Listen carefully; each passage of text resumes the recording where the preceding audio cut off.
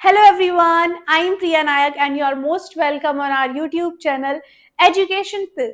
Today we are going to see how you can choose your college strategically based on your curriculum. यानी कि वो कौन कौन सी चीजें हैं जिनका आपको ध्यान रखना है, आप अपने करिकुलम को देखकर पता लगा सकते हैं और ये भी डिसाइड कर पाएंगे कि क्या ये कॉलेज मेरे लिए अच्छा होगा या नहीं। तो एक एक करके उन पॉइंट्स को देखते हैं जिनका आपको ध्यान रखना है।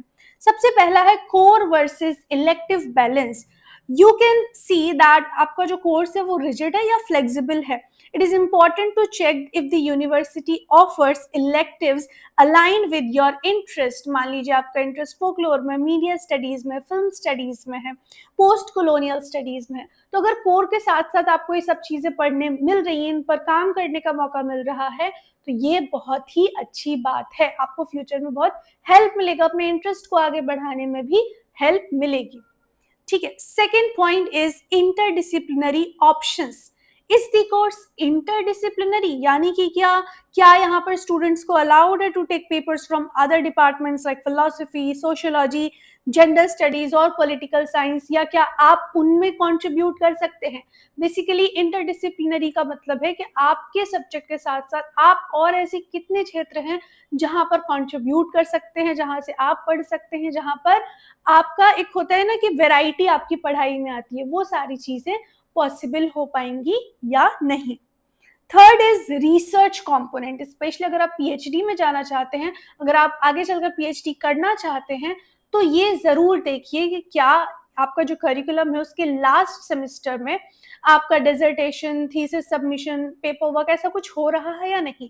बिकॉज बहुत अच्छी अच्छी यूनिवर्सिटीज में नहीं भी हो रहा है और कुछ ऐसे इंस्टीट्यूशंस भी हैं जहाँ पर ये सारी चीजें होती हैं। ये क्यों इम्पॉर्टेंट है? बिकॉज ये बहुत ही अर्लियर स्टेज से ही आपके अंदर वो जो रिसर्च की क्वालिटीज हैं, एबिलिटीज हैं, वो डेवलप करती हैं। एंड फ्यूचर में अगर आप एकेडमिया में जाना चाहते हैं, अगर आप पीएचडी करना चाहते हैं, तो आपको यहाँ पर बहुत हेल्प मिलेगी क्योंकि आपका बेस ऑलरेडी प्रिपेयर्ड रहेगा।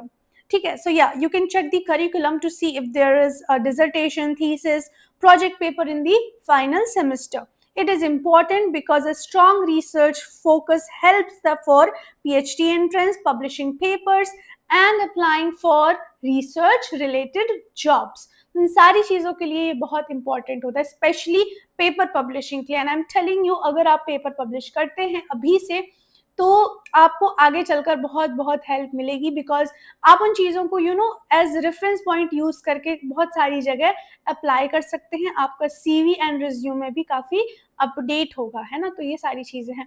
मैं आपको बता दूं, ये जो भी मैं आपको सजेशंस दे रही हूँ, मैंने इनमें से कुछ भी नहीं किया बिकॉज मुझे कोई नॉलेज नहीं थी इन सब चीज़ों की। मैंने ना कभी इलेक्टिव कोर बैलेंस देखा, मैंने ना अपने पूरे मास्टर्स में मैंने कोई भी पेपर पब्लिश नहीं किया।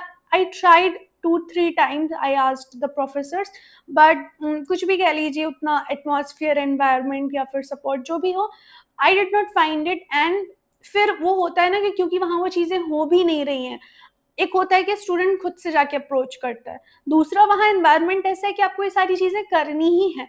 तो ये दोनों ही सिचुएशन में आप आगे बढ़ते हैं। बट अगर एनवायरनमेंट नहीं है, स्टूडेंट को अगर उतना समझ नहीं है, गाइडेंस नहीं है, तो ऑब्वियसली वो सारी चीज़ें करना पॉसिबल नहीं होती हैं।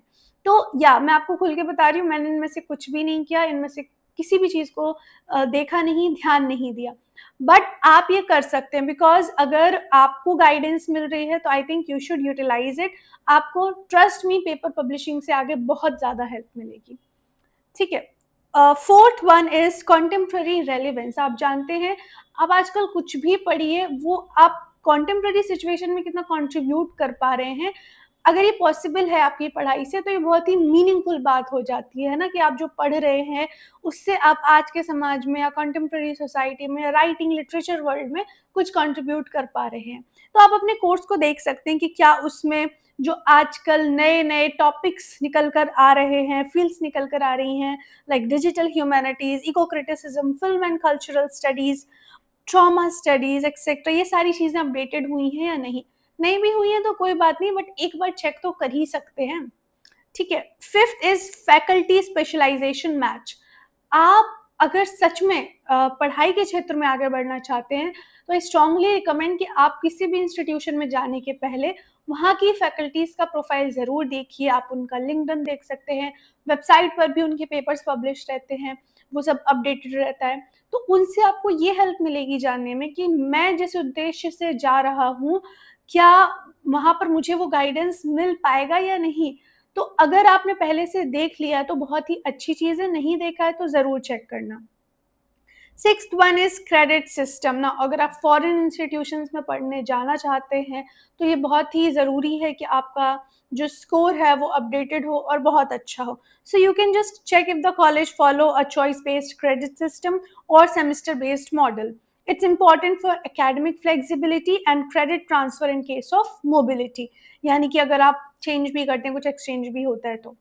Seventh is reading lists and textbooks. Well, most of the universities have not updated their textbooks. Still आप चेक कर सकते हो कि जहाँ आप जा रहे हो वहाँ पर टेक्स्ट बुक्स अपडेट हुई हैं या नहीं, या फिर जो पहले से ट्रेडिशनली चलती आ रही थी अभी भी वही चल रही हैं।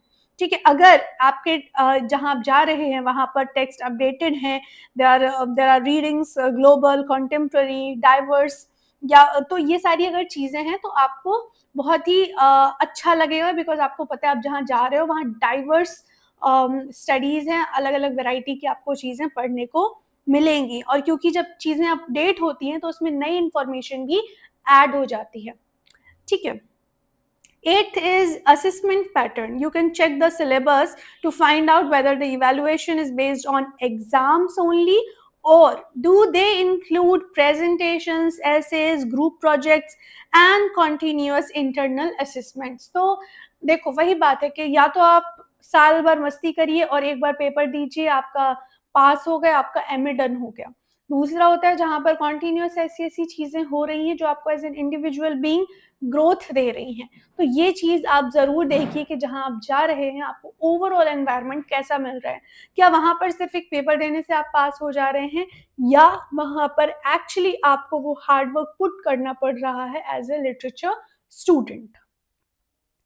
Okay, alright, ninth one is use of technology and resources. Well, ये अभी बहुत नई बात है, आई नो अभी उतना ज़्यादा चीज़ें अपडेट नहीं हुई हैं। जो प्रोफ़ेसर्स हैं वो काफ़ी एक्सपीरियंस्ड हैं और ट्रेडिशनली पढ़ा रहे हैं। But you can just check कि क्या यहाँ पर जहाँ आप जा रहे हैं the department use online tools, digital archives, are there research journals, language labs और डेटाबेस अवेलेबल? बिकॉज़ अगर ये सारी चीज़ें आपको मिलती हैं ना तो आपको पढ़ने में बहुत मज़ा आएगा as a literature student. Okay. All right. 10th one is alumni outcomes and institutional collaborations. जैसे कि मैंने पहले भी बोला, आपका इंस्टीट्यूशन किन-किन से कोलैबोरेट करता है और कौन-कौन लोग हैं जो वहाँ इन्वेस्टेड हैं, अगर ये आपको पता चलता है, तो आपको पता चलेगा कि मेरा फ्यूचर कहीं न कहीं क्या होगा। आप जब किसी जगह से पढ़े हुए लोगों को देखते हैं, वो आज किन क्षेत्रों में काम कर रहे हैं, कैसे काम कर रहे हैं, क्या उनका काम इम्पैक्टफुल है, अगर ये सारी चीज़ें आप थोड़ा देख लेते हैं, तो आपको कहीं न कहीं उन लोगों में आप भी नज़र आएँगे, है ना? आप बड़े-बड़े नोबेल लॉरेट्स को उठाकर देख लीजिए। आई एम टेलिंग यू, बड़े-बड़े जो अवार्ड्स मिले हैं जिन लोगों को, हर अच्छे अवार्ड के पीछे, उन अच्छे लोगों के पीछे आपको कोई ना कोई अच्छा संस्थान, विश्वविद्यालय मिलेगा। I am talking about 99% of the people, ठीक है? होते हैं 1-2% एक्सेप्शनली टैलेंटेड जो बचपन से ही जो मतलब अपने ही मन से चीज़ें पढ़कर बहुत अच्छा रिज़ल्ट आउटपुट देते हैं। But I am telling you, आप बड़े-बड़े लोगों को उठाकर देख लीजिए, वो कैम्ब्रिज, ऑक्सफोर्ड, या अगर इंडिया में देखें तो इंडिया के भी लोग जो बहुत बड़े लेखक रहे हैं, जिन्होंने समाज में कंट्रीब्यूशन दिया है, आपको वो मोस्टली डीयू के किसी कॉलेज से या फिर बीएचयू से, या फिर मैं बोल रही हूँ किसी भी क्षेत्र में अच्छा कर रहे हैं, मोस्टली लोग आपको अच्छे संस्थानों से निकले हुए मिलेंगे। एंड अच्छे संस्थानों से मेरा मतलब है कि उन्होंने वहाँ जाकर सिर्फ़ और सिर्फ़ क्लास अटेंड करके पेपर में पास नहीं हुए। उन्होंने एक्चुअली अपने सब्जेक्ट में इंटरेस्ट दिखाया, उन्हें पढ़ा और फिर उसे और भी ज़्यादा आगे बढ़ाया। तो आपको भी अगर सच में एकेडमिक्स में जाना है और इन सब चीज़ों में अच्छा परफ़ॉर्म करना है, तो आप ये ज़रूर देखिए कि जहाँ आप जा रहे हैं, वहाँ क्या इंस्टीट्यूशन आपको 100% दे पाएगा? क्या आप इंस्टीट्यूशन को और अपने आप को 100% दे पाएँगे? ठीक है? तो इन सारी चीज़ों का ध्यान रखना, आई एम श्योर आप बहुत ही अच्छी जगह अपने लिए चूज़ करेंगे। ठीक है, आई होप सारी चीज़ें क्लियर होंगी। अगर कोई भी डाउट हो, क्वेरी हो तो आप मुझे कमेंट सेक्शन में बता सकते हैं। कोई ऐसा टॉपिक जिस पर आप चाहते हैं कि हम काम करें और वीडियो बनाएँ तो भी मुझे ज़रूर कमेंट सेक्शन में बता देना, ठीक है? Thank you, bye-bye and wish you all the very best for your results.